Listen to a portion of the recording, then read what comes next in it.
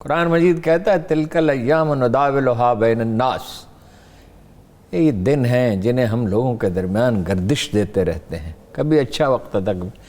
جو اس لیڈرشپ کی پرفارمنس ہے حکومت سمیت اور جو اپوزیشن کر رہی ہے، یعنی مہنگائی کم کرو، اس کے لیے ایک جلوس نکال دیں 5-6 شہروں میں۔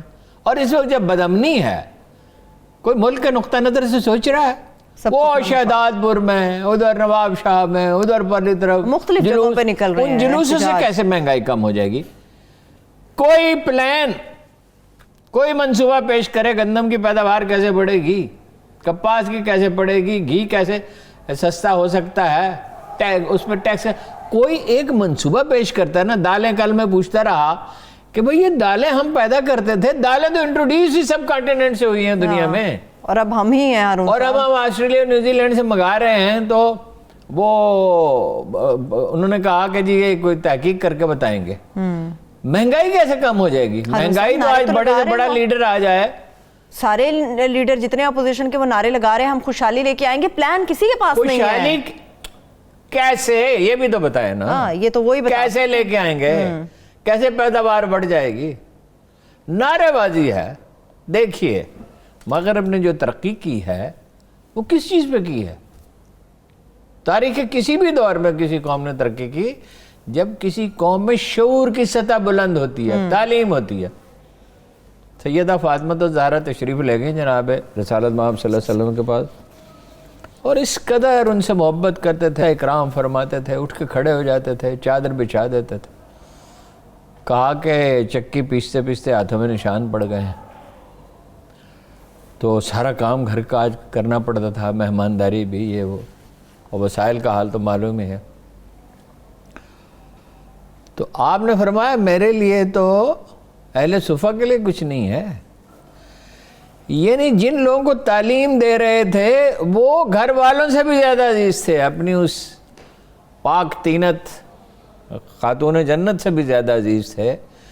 تعلیم دی نا، 4-5 ہزار آدمیوں کو ٹرینڈ کیا، جن میں سے دنیا کے عظیم جنرل پیدا ہوئے، عظیم منتظم پیدا ہوئے، عظیم سکولر پیدا ہوئے، عظیم اوریٹر پیدا ہوئے، جج پیدا ہوئے۔ تو یہ قومی شعور کے ساری انرجی پارٹیوں کی کسی چیز پہ لگ رہی ہے، ایک دوسرے کا مذاق اڑانے پہ۔ رحمت للعالمین اتھارٹی، رحمت للعالمین، دونوں جہانوں کے لیے رحمت، سب جہانوں کے لیے رحمت ہے۔ وہ کم از کم اتنا ہی کرو یار، اپنے میڈیا سیل ہی بند کر دو یار، جس میں ایک دوسرے پہ تانا زنی کرتے ہو۔ اور ان سب پھر دکانداری کیسے چلے گی اگر یہ سب ہو جائے گا؟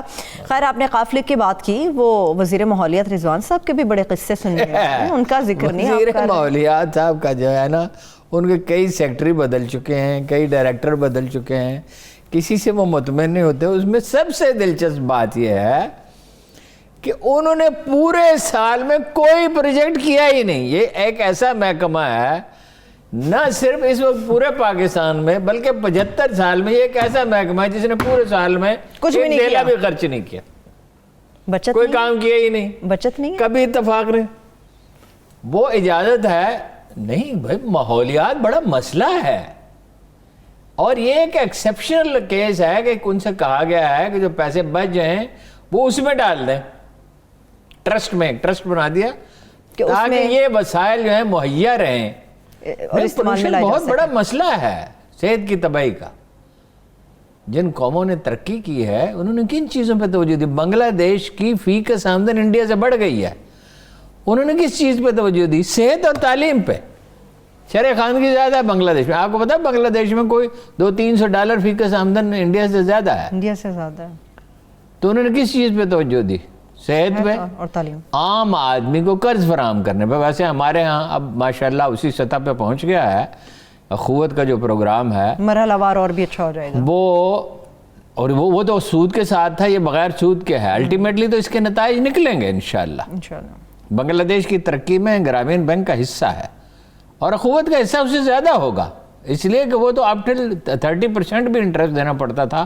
مگر یہ ہے کہ بھائی وہ اس لیے بار نہیں، میں بیشتر صورتوں میں بار نہیں محسوس ہوتا تھا کہ اپنی محنت سے پیسہ کمانا، 10-20 ہزار روپے مل گئے، اس پہ چاہے کوئی ہینڈی کرافٹ بنا لے یا ریڑھی لگا لے یا پھلوں کی دکان کھول لی یا کوئی چھوٹا موٹا کام کر لیا، تو اس طرف تو توجہ ہے نہیں۔